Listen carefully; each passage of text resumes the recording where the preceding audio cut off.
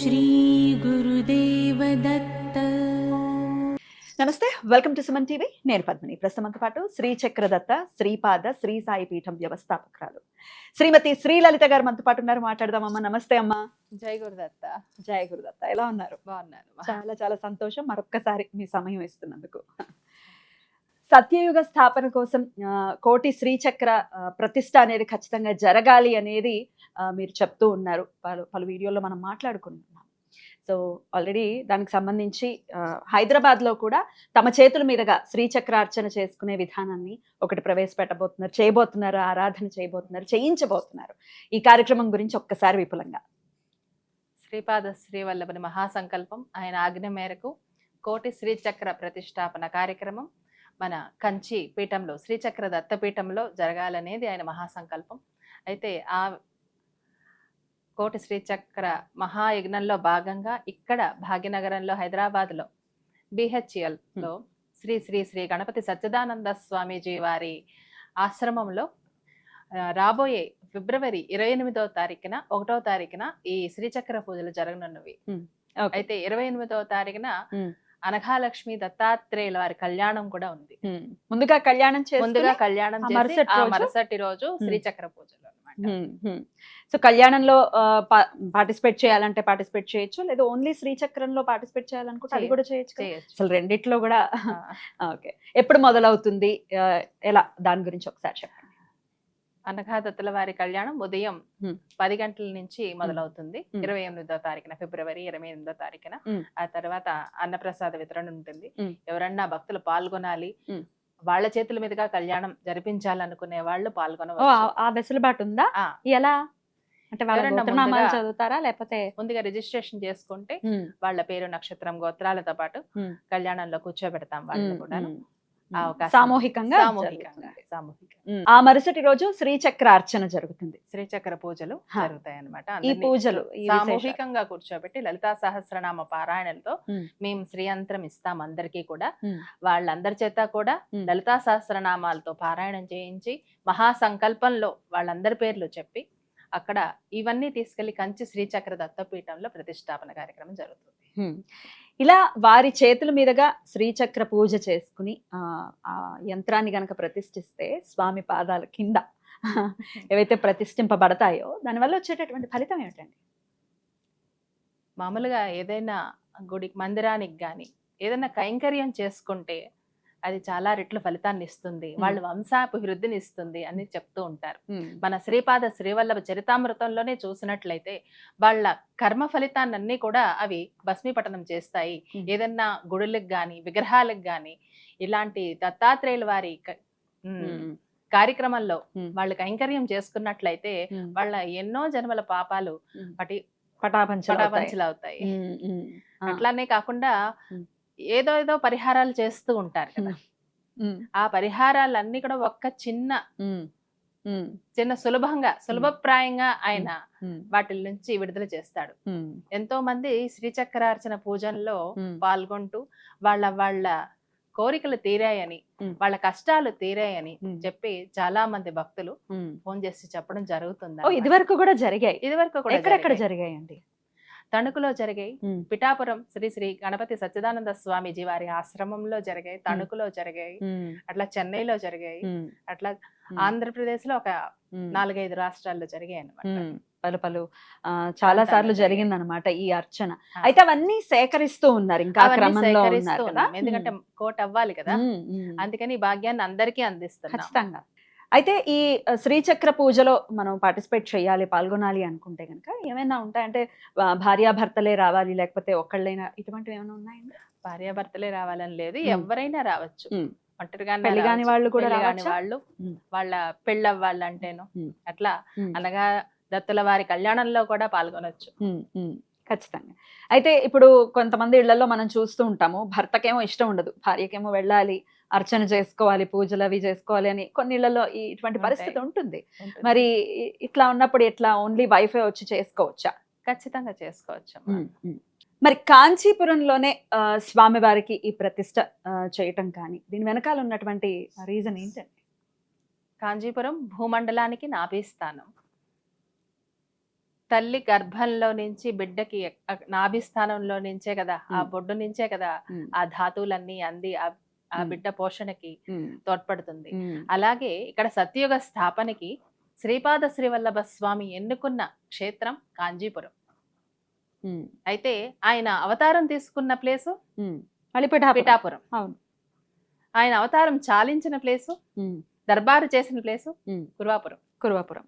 ఇప్పుడు సత్యయుగ స్థాపనకి కాంజీపురం 3 పురాలే. ఆయన 3 పురాలను ఎన్నుకున్నాడు. ఆయన అవతారం తీసుకోవాలన్నా, ఆయన దర్బారు చేయాలన్నా, ఆయన అవతారం చాలించాలన్నా, మళ్ళీ సత్యుగం స్థాపించాలన్నా కూడా అటువంటి పుణ్యక్షేత్రాలనే ఆయన ఎన్నుకునడం జరిగింది. ఓకే, అందుకనే అక్కడ స్వామివారు వేయించేస్తున్నారని చెప్పుకోవచ్చు.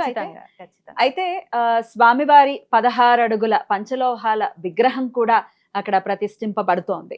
దాని గురించి కూడా ఒక్కసారి చెప్పండి. శ్రీపాద శ్రీవల్లభ స్వామి 16 అడుగులు పంచలోహ విగ్రహాలతో చేయించమని చెప్పి ఆజ్ఞాపించడంతో అక్కడ ధ్యాన మండపంలో 16 అడుగుల శ్రీపాద శ్రీవల్లభ స్వామి పంచలోహ విగ్రహం కింద అక్కడ లలితా త్రిపుర సుందరి కింద ఈ కోటి శ్రీ చక్రాలు ప్రతిష్ఠించడం జరుగుతుంది. ఎందుకంటే ఆ లలితా పరమేశ్వరికి దత్తుల వారికి భేదం లేదు. అమ్మే అక్కడ పురుష రూపంలో దత్తుని రూపంగా ఉంది, గురు రూపిణిగా ఉంది. అక్కడ మళ్ళీ కాంచీపురంలో ఇప్పటి వరకు అమ్మనే చూస్తున్నాం మనం. ఇప్పుడు గురు రూపంలో దత్తాత్రేయుల వారిని చూస్తున్నాం. అది మన భాగ్యం. రాబోతున్నారు. కలవు శ్రీపాద శ్రీవల్లభ అంటారు కదా భవిష్యత్ పురాణంలో. కలవు శ్రీపాద శ్రీవల్లభ, భవిష్యత్తులో ఈ కలియుగానికి ప్రభువు దత్తప్రభు శ్రీపాద శ్రీవల్లభుడే అని చెప్తుంది. అద్భుతం. అమ్మ, శ్రీచక్ర పూజ అనేది మాట్లాడుకుంటే, శ్రీచక్రం అని అంటే లక్ష్మీదేవి, లక్ష్మీ కృప కోసం, లక్ష్మీ కటాక్షం కోసం శ్రీచక్రాన్ని అర్చించండి అని వింటూనే ఉంటాం. అయితే ఇక్కడ శ్రీచక్ర పూజ చేసినది మళ్ళీ స్వామివారి దగ్గరకు వెళ్తుంది, ఓకే. కానీ అమ్మో, మా చేతుల మీద మేము చేసాం కదా, మరి మా లక్ష్మి పరిస్థితి ఏమిటి అనే డౌట్ రావచ్చు. దీన్ని ఒకసారి చెప్పండి. మా లక్ష్మి ఏమైనా వెళ్ళిపోతుంది అక్కడికి వెళ్ళి స్వామి దగ్గరికి, అయినప్పటికీ డౌట్ వచ్చే వాళ్ళ కోసం ఆన్సర్. మహాలక్ష్మి, మహాసరస్వతి, మహాకాళి స్వరూపంలో ఉన్నది ఆ లలితా త్రిపుర సుందరి.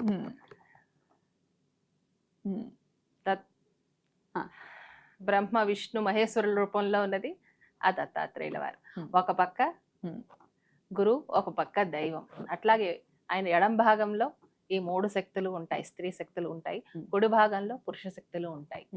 అప్పుడు ఆ అమ్మవారిని, ఆ అయ్యవారిని కలిపి మనం కొలిచేటప్పుడు ఇంకా ఎంత అద్భుతమైన శక్తి దాంట్లో ఉంటుంది. తర్వాత నిత్య పూజలు కూడా అందుకుంటాడు స్వామి. ఇప్పుడు మన ఇంట్లో ఉంటే మనం చేయొచ్చు, చేయలేకపోవచ్చు. అనఘా లక్ష్మి అంటే మన పాపము పోగొట్టేది అని అర్థం. అనఘ అంటే పాపము పోగొట్టేది అని చెప్పి. అంటే మనం ఇప్పుడు పడుతున్న కష్టాలన్నీ కూడా మనం చేసుకొచ్చిన పాప ఫలితంగానే కదా మనం అనుభవిస్తున్నాం. ప్రారబ్ధ కర్మలే కదా అనుభవిస్తున్నాము. మళ్ళీ ఆ సృష్టికే మూలమైన ఆ ఆదిలక్ష్మి, మహాలక్ష్మి.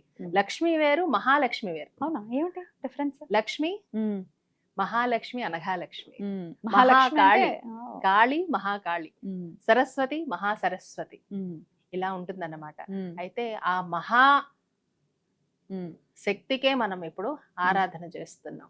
అప్పుడు ఆ ఎనర్జీ అంతా కూడా మనలోకి ఆహ్వానించుకుంటున్నాం అన్నమాట. అనఘాలక్ష్మి స్వరూప దత్తాత్రేయ స్వామి ఖచ్చితంగా మిమ్మల్ని అందరినీ దీవించి ఆ పాప విముక్తుల్ని చేసి మనకు ఆ లక్ష్మీ కటాక్షాన్ని అందిస్తాడు.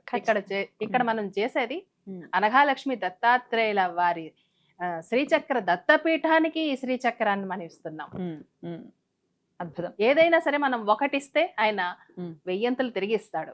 ఇటువంటివన్నీ పెట్టుకోకూడదు. మా లక్ష్మి వెళ్ళిపోతుందా డెఫినెట్ గా డౌట్ వస్తుంది. ఎందుకంటే శ్రీచక్రం కాబట్టి, వేరే ఏ అర్చన అయినా కానీ ఏమో, కానీ శ్రీచక్రం అనేసరికి అమ్మ మా లక్ష్మీదేవేమో. ఇప్పుడు మామూలుగా ఏదైనా గిఫ్ట్స్ చేసేటప్పుడు కూడా లక్ష్మీదేవి పటాలు ఇవ్వడానికి ఇష్టపడరు, లక్ష్మి వెళ్ళిపోతుందేమోనన్న ఫీలింగ్ ఉంటుంది, సెంటిమెంట్ కదా.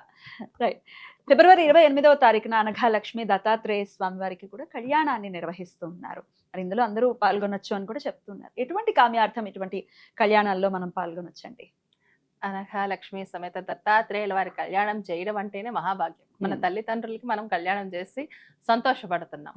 అటువంటి ఒక భాగ్యంలో మనం పాలు పంచుకుంటే మన పూర్వజన్మ పాపాలన్నీ పోతాయి. అట్లాగే కాకుండా మనకి ఎవరైనా కళ్యాణం కాలేదు, ఎవరికైనా చాలా బాధలు ఉన్నాయి, ఎవరికైనా ఉద్యోగాలు రాలేదు, ఇట్లా ఏ సమస్య అయినా భార్యాభర్తల సమస్యలు, ఇట్లాంటి సమస్యలతో బాధపడుతున్న వాళ్ళు ఆ కళ్యాణంలో వచ్చి కూర్చొని ఆ అమ్మవారికి అయ్యవారికి కళ్యాణం జరిపించి వారి అక్షింతలు తీసుకొని మనం ఆ ప్రసాదాన్ని స్వీకరించినట్లయితే ఖచ్చితంగా మనకి ఆ అనఘా లక్ష్మి దత్తాత్రేయుల వారి అనుగ్రహంతో అన్ని కోరికలు నెరవేరుతాయి.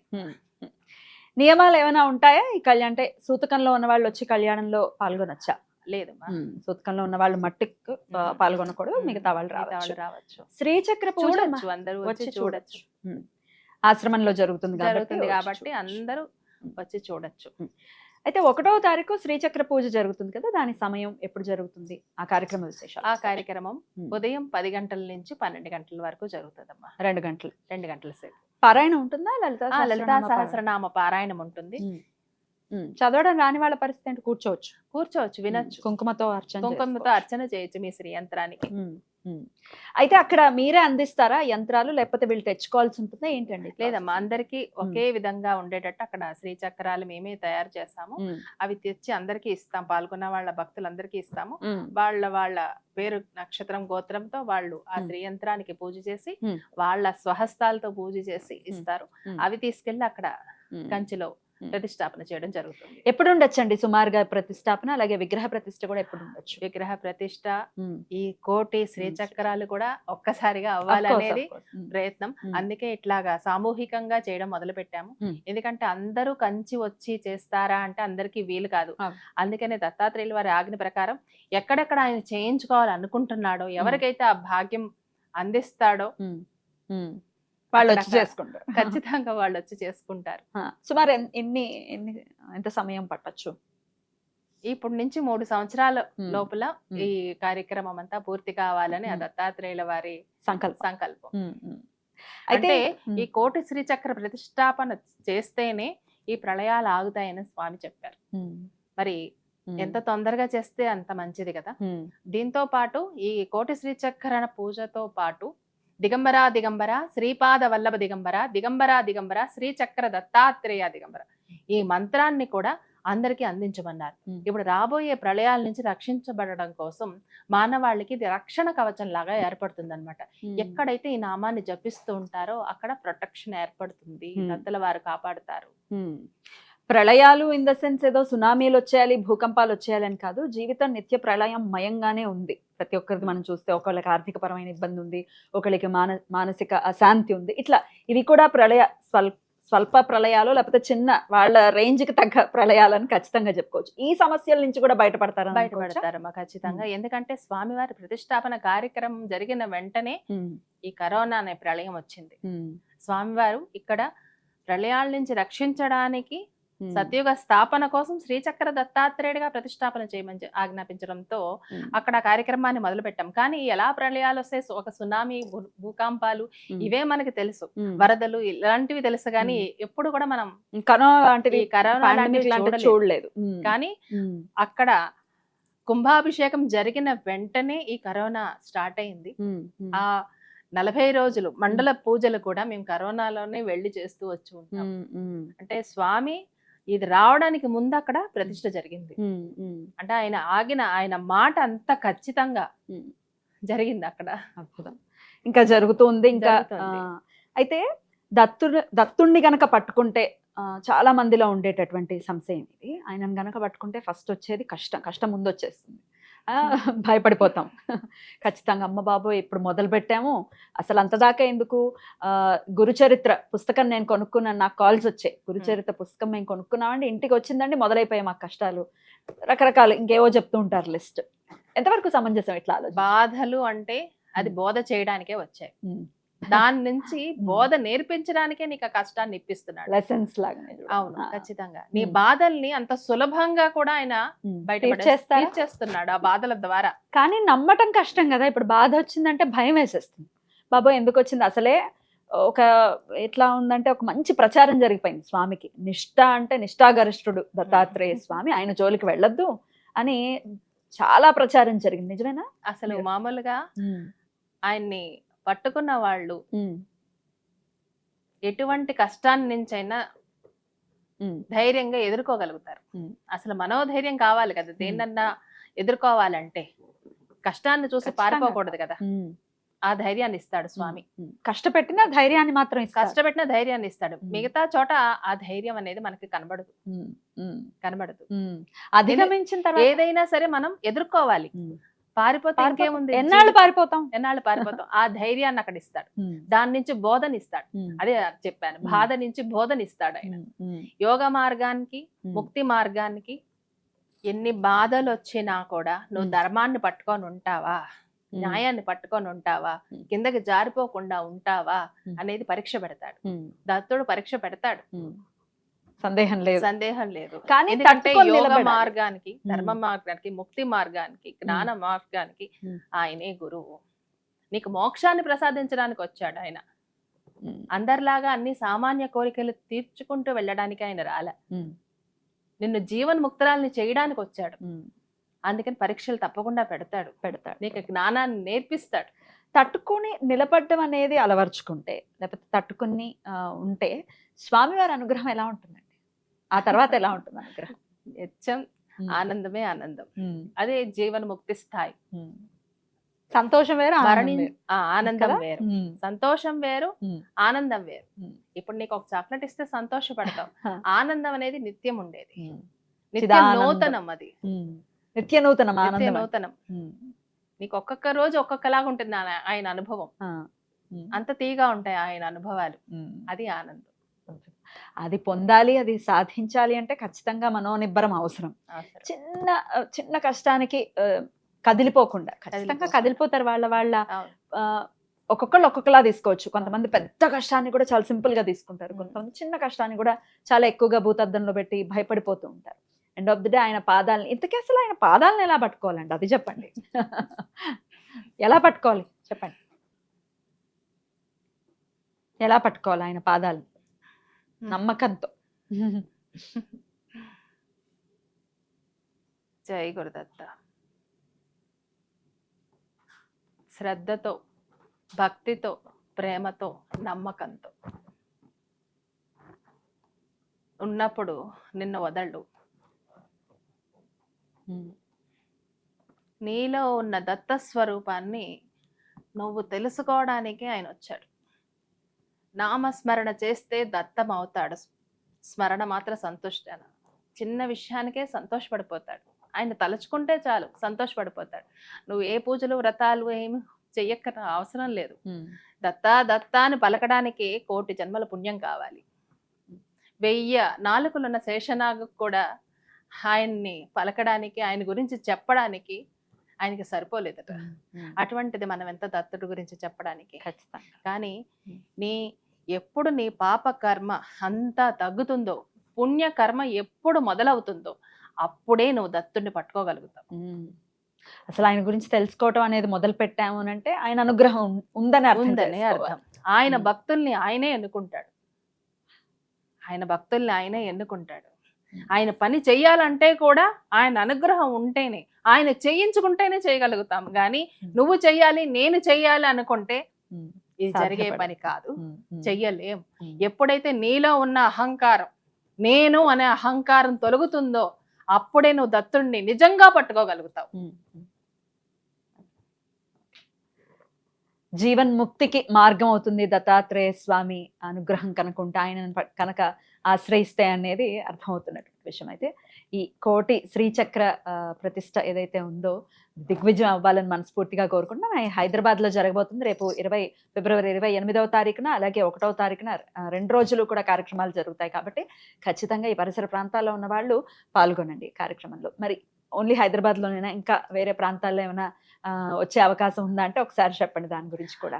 ఎక్కడ ముందుగా శ్రీ గణపతి సచ్చిదానంద స్వామీజీ వారికి కృతజ్ఞతలు చెప్పుకోవాలి.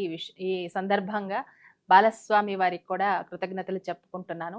ఎందుకంటే ఇక్కడ జరిగే కార్యక్రమం వారికి తెలుసు, ప్రతి కార్యక్రమం కూడా తెలుసు. అలాగే పోయిన సంవత్సరం పిఠాపురంలో మనకి అవకాశం ఇచ్చారు, వారి ఆశ్రమంలో. అలాగే అక్కడ ఘనంగా జరిగాయి. అట్లాగే ఇప్పుడు కూడా వారి ఆశ్రమంలోనే జరుగుతున్నాయి, వారి దివ్య ఆశీస్సులతో. కనుక అందరూ వచ్చే దత్త స్వరూపాలుగా మారాలి. అందరూ ఈ దత్తుణ్ణి వదలకుండా పట్టుకొని ఆయన గురించి తెలుసుకొని తత్వంలో మునగాలి అనేది మీ ఆకాంక్ష. ఖచ్చితంగా. ఇంకా ఏమైనా ప్రాంతాల్లో అంటే వైజాగ్ లో కానీ విజయవాడలో కానీ తప్పకుండా ఇక ముందు కూడా ముందు ఉంటాయి. ముందు చాలా ముందు. చోట్ల జరగబోతున్నాయి, జరుగుతాయి. జరిగినప్పుడు అందరికీ తెలియజేస్తాం. ఖచ్చితంగా తెలియజేస్తాం. మరి ఇప్పుడైతే హైదరాబాద్ లో జరుగుతోంది కాబట్టి ప్రతి ఒక్కరూ వినియోగించుకోవాల్సిందిగా మనవి చేస్తున్నాం. చాలా చాలా కృతజ్ఞతలండి. కార్యక్రమానికి సంబంధించిన వివరాలని మాకు అందించడం, అంటే ఇక్కడికి వచ్చారు బట్ చెప్పమంటే దాని గురించి కూడా తెలియజేశారు. అలాగే మన ఛానల్లో లైవ్ కూడా ఉంటుంది 28వ తారీఖు, అలాగే 1వ తారీఖు లైవ్ కూడా ఉంటుంది కాబట్టి ఖచ్చితంగా వీక్షించండి. చాలా కృతజ్ఞతలమ్మా. నమస్తే. జై గురుదత్త. జయ గురుదత్త.